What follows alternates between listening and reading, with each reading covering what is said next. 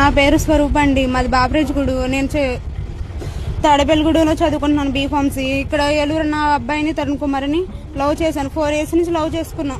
Parents తెలియకుండా marriage చేసేసుకున్నాం. B Pharmacy 2 years చదివాను. ఇంకా 3rd year 4th year చదవాల స్టడీ వదిలేసి పేరెంట్స్ వదిలేసి మ్యారేజ్ చేసేసుకున్నాను. 2025లో మే 22 చేసుకున్నాను. 1 month బాగానే చూసుకున్నారు. తర్వాత నుంచి కట్నం కావాలి అది కావాలని బాగా ప్రతిరోజు టార్చర్ పెట్టేసేవాళ్ళు. కనీసం అన్నం కూడా పెట్టేవాళ్ళు కాదు. అయినా నేను అలాగే ఓచుకుని పడి 1 year నుంచి అలా పడతానే ఉన్నాను. మా పేరెంట్స్ కూడా చెప్తే నువ్వు చేసుకున్నావుగా, నువ్వు చేసుకున్నదే కదా అంటారని ఎవరికి చెప్పకుండా అలా పడతానే ఉన్నాను. ప్రెగ్నెంట్, ఇప్పుడు 6th month ప్రెగ్నెంట్ నేను. ఇప్పుడు నేను వద్దంటాను, నేను వదిలేస్తున్నా. అబ్బాయి కోసం నేను ముందు తాగేసానండి. అయినా కనీసం అబ్బాయి కొంచెం పోలేదు. ఇప్పుడు నన్ను వదిలేస్తాడంట. డబ్బులు కావాలి, కట్నం కావాలి, నా బంగారం కావాలంటే అప్పటికి నేను కాసు బంగారం ఇచ్చేసాను. అది అమ్మేసుకున్నాడు. అయినా నేను ఏమనలా. కాలేజీలో ఉన్నప్పుడు ఇంటి దగ్గర చాలా డబ్బులు ఇచ్చాను. అయినా అసలు అబ్బాయి కొంచెం కూడా లేదు. నా పేరు కుమార్ అండి. అమ్మాయి మా అమ్మాయి అండి. ముందాగేసిందండి 4 రోజుల క్రితం. ఈ గొడవల గురించి కేసులు పెట్టాము.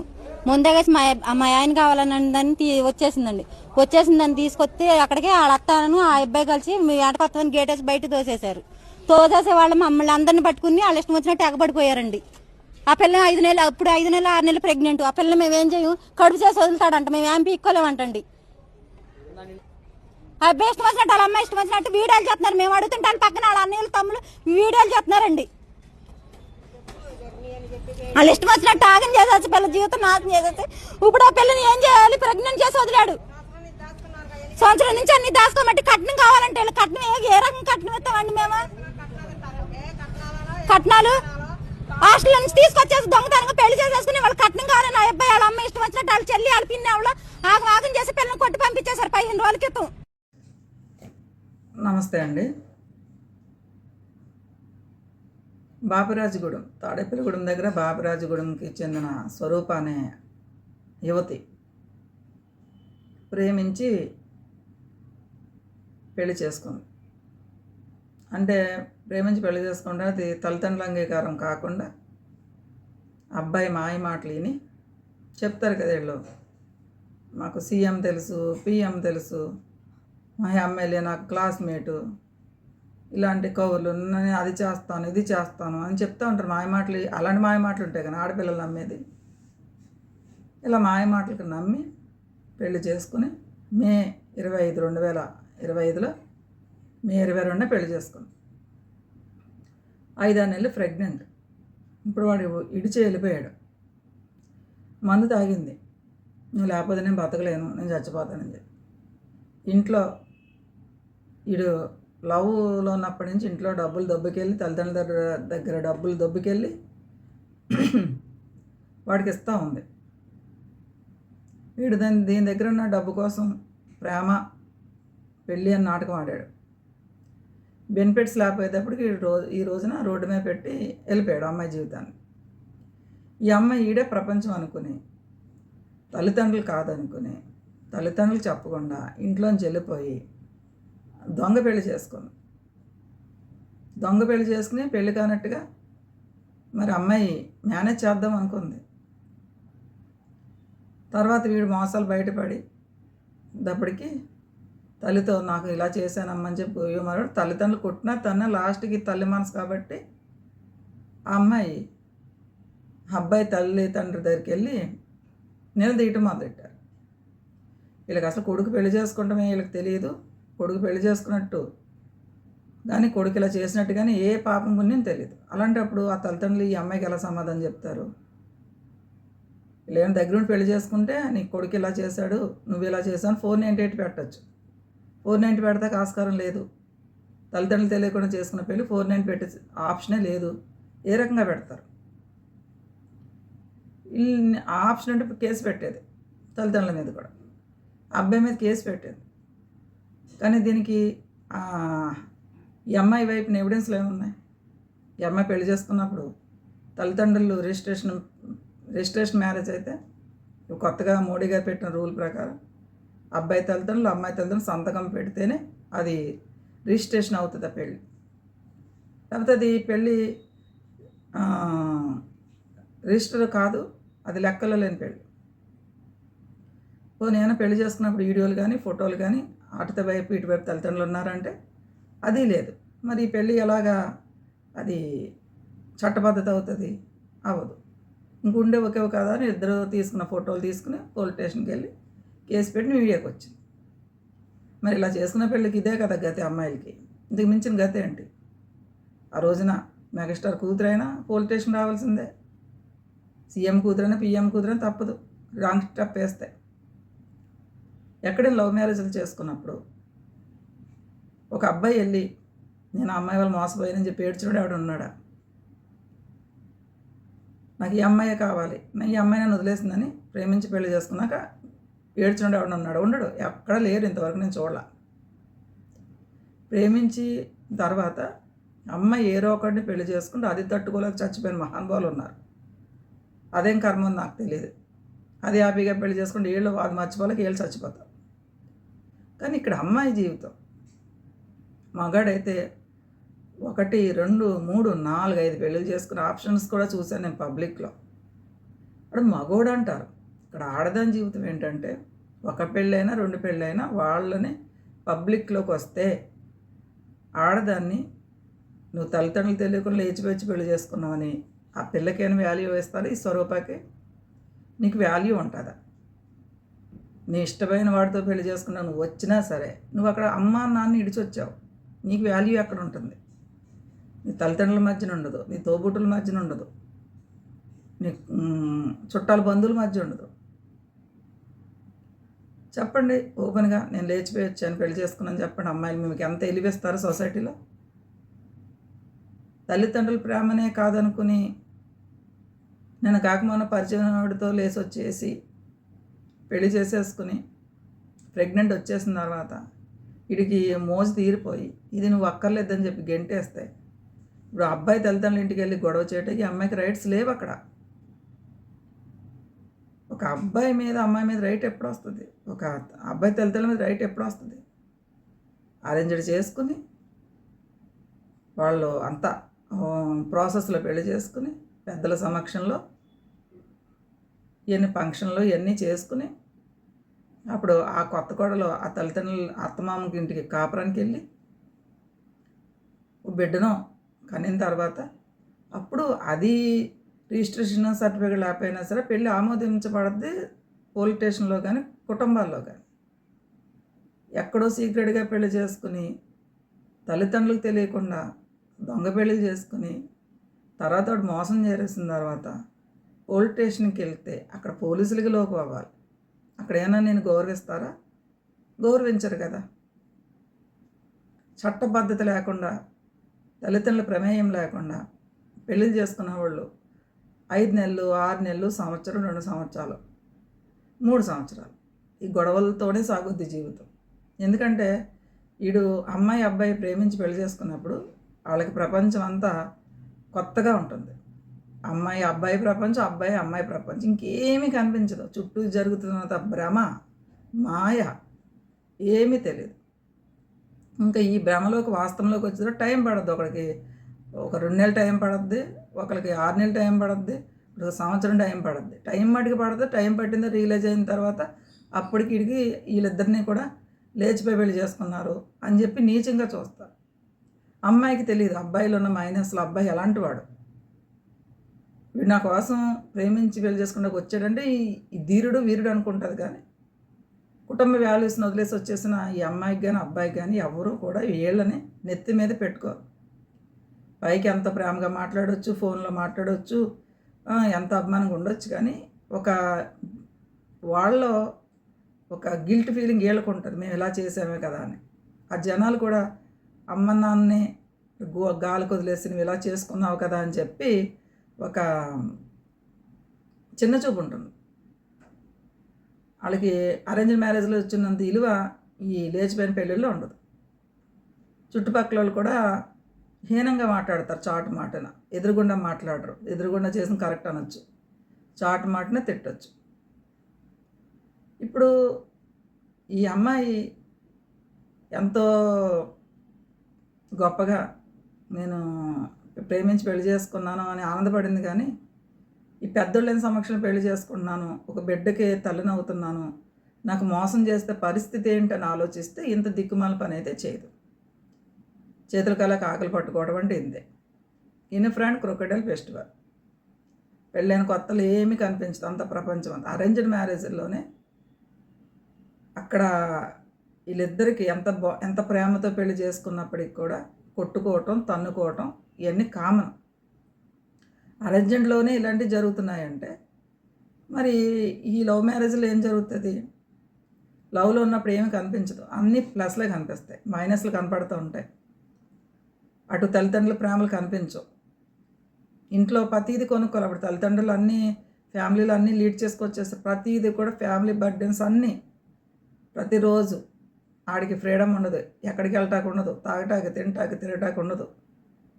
అలాగే ఇంట్లో ప్రతి వస్తువు కొనుక్కు తెచ్చుకోవాలి, ప్రతీది కూడా బాధ్యతగా తీసుకోవాలి. ఏ కష్టం వచ్చినా నష్టం వచ్చినా అన్ని బర్డెన్స్ భరించాలి. ఈ ఫ్రీ బర్డ్గా ఉన్న వాళ్ళు కాస్త ఇలాంటి సమస్యలు వచ్చేటప్పటికి ఆడి కొంచెం మెంటలు వస్తుంది. ఏదో సిచ్యువేషన్, ఏదో ఫ్రెండో బంధువులు ఏదో హేళన మాటలు గుర్తుకొస్తాయి. ఈ బాధలాడు అంటాడే, నేను అనవసరంగా చేసుకున్నాను, నేను చేసుకోకపోతే నాకు ఈ కర్మ లేదు, బంగారులాగా మా అమ్మ బావ చెప్పిన మాట వినలేదని అప్పుడు అంటాడు వీడు. సేమ్ డైలాగ్ అదే అంటుంది, ఒరే ఎదవా నేను కూడా అదే అనుకున్నానురా, నిన్ను నమ్మానురా, నా అమ్మ నాన్న చెప్తున్నా సరే వాళ్ళ దుర్మార్గులు అనుకున్నానురా, ఇప్పుడు నాకు అర్థమవుతుందని ఎంత తప్పు చేశానని చెప్పి అప్పుడు ఒకళ్ళొకళ్ళు నిందించుకుంటాం, కొట్టుకోవటం, తిట్టుకోవడం స్టార్ట్ అవుద్ది. ఆడు భార్య వైపున ఆస్తుంది, భార్య ఉద్యోగం చేస్తూ భార్య నాలుగు డబ్బులు తెస్తే వీడు పబ్బం గడుపుకుంటాకి ఏదో జాబ్ ఉంది, తింటాకి పర్లేదని కాంప్రమైజ్ అయిపోయే వాళ్ళు కొంతమంది ఉంటారు.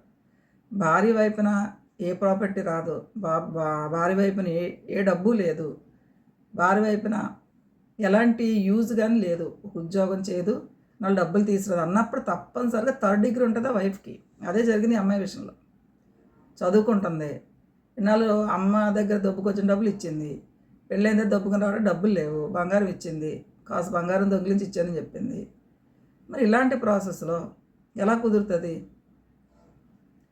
ఇవన్నీ కూడా చట్టబద్ధత లేని వ్యవహారాలు. ఒక సిస్టమ్ ఉండాలి. పెళ్ళంటే ఇద్దరు మాత్రం కూర్చొని చేసుకునేది కాదు. ఎన్నో కష్టాలు నష్టాలు అన్నీ భరించాలి. ఎన్ని భరించి నిజంగా బాధ్యత గల కూతురైనా బాధ్యత గల కొడుకైనా సరే సంఘానికి సొసైటీకి వాల్యూ ఇచ్చి, బంధువులకి స్నేహితులకి వాల్యూ ఇచ్చి, తల్లిదండ్రులని నెత్తిన పెట్టుకున్న వాళ్ళు, ఫ్యామిలీకి ఆలోచించిన వాళ్ళు ఇలాంటి లేక పనులు చేయరు. ఫస్ట్ ఆఫ్ ఆల్ నా తల్లి ఏమైపోద్దో, నా తండ్రి ఏమైపోద్దో, నా తోబుట్టుల పెళ్ళి ఎలా జరుగుతుందో, నా అన్నయ్య ఎలా తల ఎత్తుని తిరుగుతాడో, నాకు ఎలా తల తిరుగుతుందో, నా తమ్ముడు ఎలా తిరుగుతాడో, ఇవన్నీ ఆలోచించిన వాళ్ళు ఈ పని చేయరు.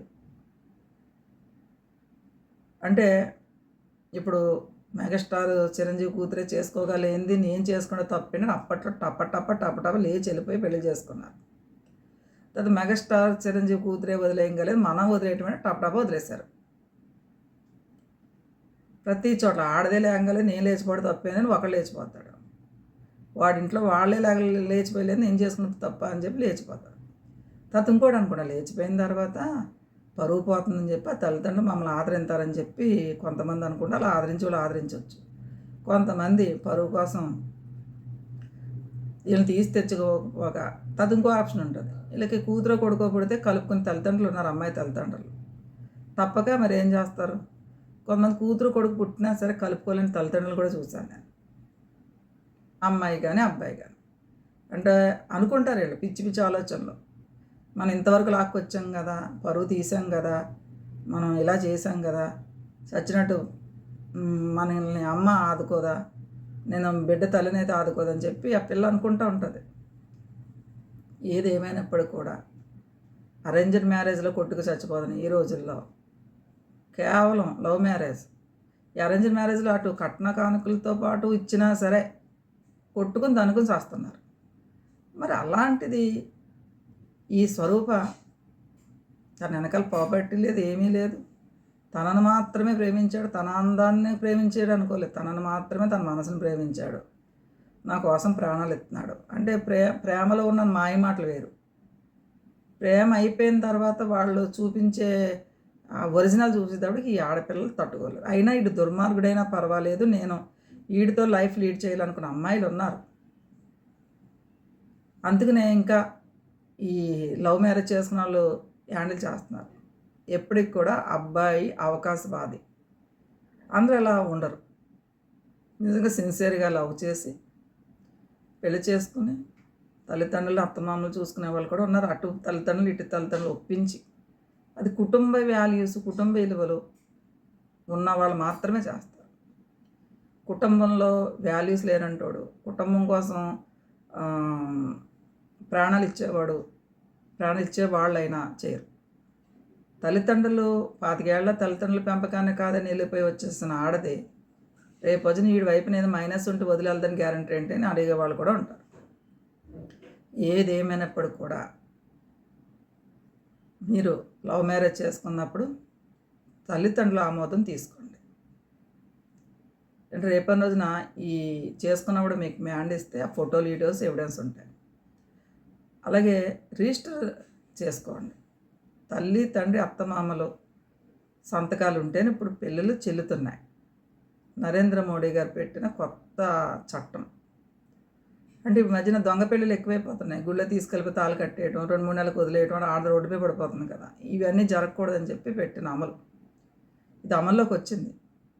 కాబట్టి పెళ్లి చేసుకుంటే మీరు రిజిస్టర్ తప్పనిసరిగా ఉండాలి. అలాగే తల్లిదండ్రుల ఆమోదం తీసుకుని పెళ్లి చేసుకోండి. ఇప్పుడు మీరు కంగారు పడి పెళ్లి చేసేసుకుంటే తర్వాత తీవ్రమైన పరిణామాలకు మీరే లోనవ్వాలి. కాబట్టి పెళ్లి చేసుకున్నప్పుడు మీ ప్రేమకి ఎంత ఇంపార్టెంట్ ఇస్తారో మీ తల్లిదండ్రులు కూడా అంత ఇంపార్టెన్స్ ఇచ్చి వాళ్ళని కూర్చోబెట్టి మీరు ఎక్స్ప్లెయిన్ చేసి అప్పుడు పెళ్లి చేసుకోండి. వాళ్ళు చేశారు, వీళ్ళు చేశారని చెప్పి మీరు పెళ్లి చేసేసుకుని వాళ్ళు ఎంకరేజ్మెంట్ చేస్తారు. ఎందుకు చేయరు? చేస్తారు. కానీ వాళ్ళు ఎంకరేజ్మెంట్ చేసినప్పుడు ఎప్పుడు కూడా లవ్ మ్యారేజ్ చేసుకుంటేనే కదా మీకు ఎంకరేజ్ చేసేది. లవ్ మ్యారేజ్ చేసుకున్నాడే మీకు ఎంకరేజ్మెంట్ చేస్తారు. లవ్ మ్యారేజ్ చేసుకున్న వాళ్ళు మీకు ఎంకరేజ్మెంట్ ఎక్కడ చేస్తారని చూడండి. వద్దురా బాబు, ఇది అంత మాహిర 2-3 నెలలు 5 నెలల తర్వాత ఇంకేం ఉండదని చెప్తారు. ఆకర్షణ అంతా ఉన్నంతసేపే, తర్వాత వాళ్ళ జీవితాలు అతలాకుతలమైపోతాయి. సమాజంలో ఏ ఫంక్షన్ కూడా డేర్గా దమ్ముగా వెళ్ళలేరు మీరు. ఒక రకమైన ఫీలింగ్ మాట. మీ ఎదురుగుండా ఎవరి మాట మీ చాటున లేచిపోయి వచ్చింది కదా, ఇది లేచి వచ్చింది కదా. మగోడి కన్నా ఎక్కువ ఆడపిల్లకి బర్త్డేనే ఉంటుంది. మగోడిని ఎవరు పెద్ద లైట్ తీసుకుంటారు, ఆడికి ఏమీ ప్రాబ్లం లేదు. ఇది కదా 100 పెళ్లి చేసుకుంటాడు మగోడు అంటారు. కానీ ఆడదాన్ని సమాజంలో లేచిపోయి పెళ్లి చేసుకుంటే చాలా నీచంగా చూస్తారు. తల్లిదండ్రులకి చెప్పుకోలేని ప్రాబ్లం వస్తాయి. మేము వద్దన్నాగా ఇది చేసుకున్నామని గడ్డాడతారు. బంధువులకి లోకమైపోతారు. నిజంగా వీడికి నీకైనా గొడవ వస్తే కనుక ఆ బంధువులు అనే మాటలకి మీ తల్లిదండ్రులు కూడా బాధ్యులే. మగోడు అంటారు, మగోడు జతలు బట్టలు ఇచ్చుకుని నేను రోడ్డు మీదకి వెళ్ళిపోయి 1 సంవత్సరం 2 సంవత్సరాలు తిరిగి రాపోయినా పర్వాలేదు. కానీ ఒక ఆడది రోడ్డు మీదకి వెళ్ళిపోయిన తర్వాత తిరిగి ఫ్రేమ్గా ఇంటికి రాలేదు, వచ్చినా ఆ సమాజం గుచ్చుగుచ్చి అమ్ముతుంది. ఆడదానికి మగోడుకున్న వ్యత్యాసం అదే. ఈరోజున ప్రెగ్నెంట్ వచ్చింది, నాకు మోసం చేశాడని ఈ అమ్మాయి రోడ్డు ఎక్కినా అక్కడ అత్తగారు అని ఏ రకంగా అంటుంది అమ్మాయి. అత్తగారు వచ్చి నీకేమన్నా అక్షింతలు వేసిందా? ఆ మాంగారు వచ్చి నీకేమన్నా కాపురం తీసుకెళ్ళాడా? లేదు కదా. అలాంటప్పుడు నువ్వు అత్తారింటికి వెళ్ళి గొడవ పెడితే కొట్టారంటున్నది ఈ అమ్మాయి స్వరూప. ఆ వీడియో చూస్తే మీకు అర్థమవుతుంది. కొట్టే స్థాయికి నువ్వు ఎందుకు దిగజారిపోయావు? నిన్ను చేసుకున్నా కూడా తల్లిదండ్రులు ఏకమై నేను అర్థం చేశాడు కాబట్టి. ఎదవలో ఏది ఆడవాళ్ళే. ఆ మగాడిని నమ్మకూడదు. ఒక ఆడపిల్లకి ఇచ్చి పెళ్లి చేస్తున్నామంటే వాడి వెనకాల డబ్బు చూస్తా, వాడి వెనకాల ఆస్తి చూస్తే పెళ్లి చేయకూడదు. వాడి వెనకాల కుటుంబానికి ఎంత విలువిస్తున్నాడు, అమ్మ నాన్నకి విలువిస్తున్నాడా లేదా? అమ్మ నాన్నకి ఒక పూట అన్నం పెట్టలేనాడు, ఇప్పుడు నా కూతురునిచ్చి పెళ్లి చేసుకుంటున్నాడు అంటే నా కూతురికి ఎలా న్యాయం జరుగుద్దని తల్లిదండ్రులు గ్రహించాలి. అబ్బాయి సాఫ్ట్వేర్ ఇంజనీరో లేకపోతే ఒక కలెక్టరో డాక్టరో యాక్టర్ అయితే ప్రాబ్లం లేదు. ఆడి పైసా పనికిరానితోని పెళ్లి చేస్తున్నప్పుడు ఆ తల్లిదండ్రుల ఆమోదం లేనప్పుడు రేపైనా ప్రాబ్లం వస్తే నీ వెనకాల నుంచుంటా, నీ కూతురు వెనకాల నుంచుంటాకి నువ్వొక్కదానే సరిపోవు. నీకు 498 కేసు పెట్టించడానికి కూడా మీకు రైట్స్ ఉండవు. ఎందుకు ఉండదంటే అరేంజ్డ్ మ్యారేజెస్లోనే 490 యాక్ట్ పనిచేస్తుంది. కానీ ఇది తర్వాత మా అత్తమ్మ ఏడిపించారు అని కేసు పెడతా కూడా ఈ అమ్మాయి సరిపోదు. ఈ అమ్మాయి విషయంలో అదే జరిగింది. కేసు పెట్టింది, పని చేయలేదు. ఎందుకు పని చేయలేదు? ఏదైనా బంధువుల సమక్షంలో, తల్లిదండ్రుల సమక్షంలో, అత్తమాల సమక్షంలో పెళ్లి చేసిన పెళ్లి కాదు, దొంగ పెళ్ళి. దొంగ పెళ్ళికి ఎవిడెన్స్ ఏంటి?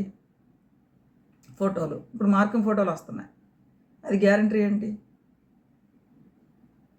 కాబట్టి పెళ్ళి అనేది సీక్రెట్గా చేసుకునేది కాదు. సీక్రెట్గా చేసుకునేది కొన్ని ఉంటాయి, అవి బట్టబయలు చేసుకోకూడదు. పబ్లిక్లో చేసుకునేది పెళ్ళిళ్ళు. పెళ్ళి అని చెప్పి 10 మందిని పిలిచి ఎందుకు చేస్తారు? మా అమ్మాయిని మా అబ్బాయిని ఆమోదిస్తున్నాం, ఈ అమ్మాయితో ఈ అబ్బాయితో అని చెప్పి చెప్పుకోవడం కోసం. అది 2 కుటుంబాల వైపు జరగాలి తప్పించి, కానీ ఒక కుటుంబం వైపు చేస్తే ఇంకో కుటుంబం వైపున జరగకపోతే వాళ్ళకి వాల్యూ ఉండదు. కానీ కొంతమంది అనుకోవచ్చు, నా కూతురు బిడ్డం కంటే ఈ సమస్యలను తీరిపోతాయి కదా అని. సమస్యలు తీరవు.